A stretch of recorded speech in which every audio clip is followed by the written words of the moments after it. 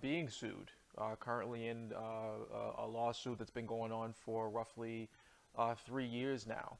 And I don't regret getting into the partnership. I think the purpose of this video is just to kind of tell you partnerships can be great, but you have to structure them right. You have to have hard conversations up front.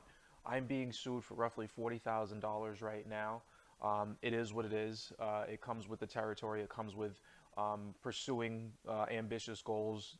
Comes with real estate partnerships. It comes with the territory. So I'm not angry about it. I'm not upset. But I've learned to structure deals so you don't have problems going down the road. As you continue to grow your real estate portfolio.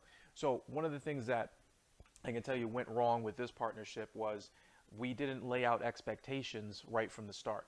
I wanted to, be aggressive. I wanted to get the project done in a timely fashion. I wanted to cut the budget. I wanted to, be as profitable as we possibly could.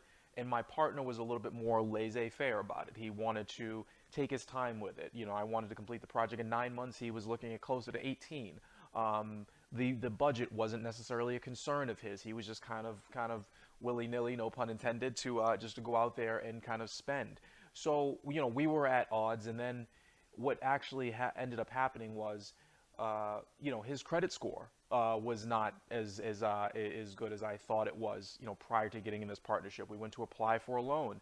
Come to find out, his credit score was horrible, so I ended up backing the loan. Didn't have as many as connections as he had said he had. I ended up pulling in some of our private lending as well for the deal. That wasn't the killer for me. I wasn't mad about that. I wasn't mad about the credit. I wasn't mad. I really just wanted to get the deal done. But what happened was 90 days into the project, there was a trend. I was the only one on site. I was the only one doing the work. I was the only one kind of showing up and managing the subcontractors.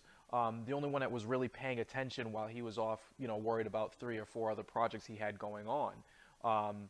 So about 90 days into the project, he decided that he no longer wanted to be involved and told me that to my face.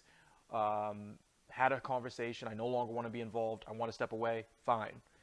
It takes me another 9 months to finish the project. I'm relatively new to the development side at the time.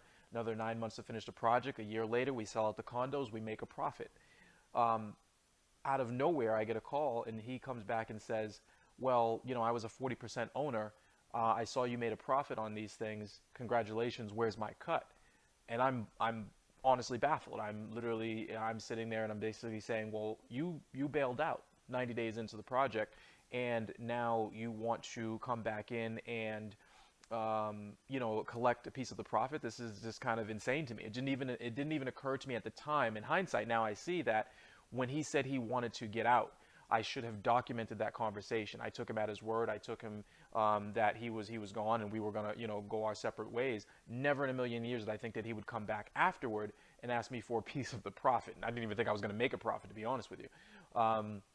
So documenting everything. One of the things that I can share with you guys that I do now, and the partnerships are great, is you have hard conversations up front. And if you've heard me on a podcast, if you've heard me, watched some of these videos, you've probably heard me say this, before. But it's very, very important. And you're getting into something, whether it be business, you're buying a business, you're buying a piece of real estate, you're investing in something. Partnerships can be great. You bring something to the table, make sure that other person brings something to the table, but you really want to have the hard conversations up front. And when you do that, things tend to go a lot smoother down the road. What if somebody moves away? What if somebody says, hey, I'm in Boston, I don't want to be in Boston anymore, I want to move to California?